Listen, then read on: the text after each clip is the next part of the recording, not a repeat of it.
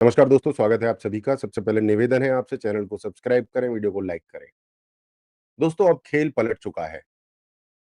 जब लोग free speech का ढोंग कर रहे थे, जो मेंटल हेल्थ के नाम पर ड्रग कल्चर को ग्लैमर बना रहे थे, उनको आज भारत की जनता ने आईना दिखा दिया है। अजीत भारती, वो नाम जो सिस्टम की आंखों में आंख डालकर बोलता है, जिसने कहा था राष्ट्रवाद कोई जुर्म नहीं, सोचने की आजादी मेरा अधिकार है। आज वही अजीत भारती विंडिकेटेड है। वो सही निकले और सिस्टम फिर से नंगा हो गया। और उधर देखो, दीपिका पादुकोण, भारत की नई मेंटल हेल्थ एम्बेसडर। वारे लोकतंत्र, वारे लॉजिक। जिसकी खुद की मेंटल बैलेंस पर देश को शक है, अब वही देश का दिमाग ठीक करेगी। डॉक्टर बन गए पेशेंट और पेशेंट अब काउंसलर बन गया। दीपिका के नाम की दीपक बुझा दो।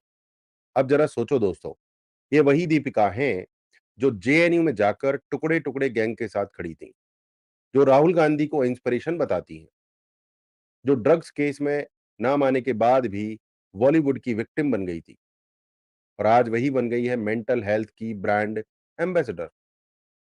ये ऐसा है जैसे रावण को मोरल साइंस पढ़ाने बुला लो, या फिर पाकिस्तान को पीस एम्बेसडर बना दो।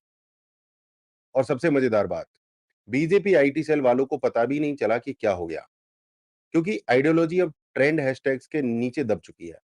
जहां दीपिका की स्माइल में नेशनलिज्म दिखने लगा, वहां से गिरावट शुरू हो गई। Ajit Bharti, the real voice of Sanatan. Ajit Bharti ने जो कहा था, अगर कोई बीजेपी नेता हिंदू विरोधी है तो मैं उसे नहीं चुनूंगा, बस यही बोलने पर एफआईआर झेल ली, क्योंकि आजकल सवाल पूछना क्राइम बन गया है। लेकिन दोस्तों, यही है सनातन की शक्ति, भगवान से भी प्रश्न करने का अधिकार। हमारे ग्रंथों में लिखा है, यथेष्ट तथा कुरु, अर्थात मैंने ज्ञान दे दिया, अब निर्णय तुम्हारा। यही है भारत की आत्मा, और यही आत्मा आज अजीत भारती के शब्दों में बोल रही थी। वो किसी पार्टी का स्पोक्स पर्सन नहीं, वो भारत की विवेकशील आत्मा का स्पोक्स पर्सन है।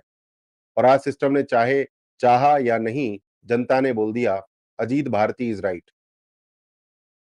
अब बात करते हैं बीजेपी आईटी सेल।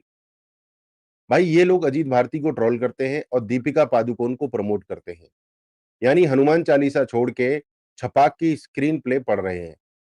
ना आइडियोलॉजी बची, ना डायरेक्शन।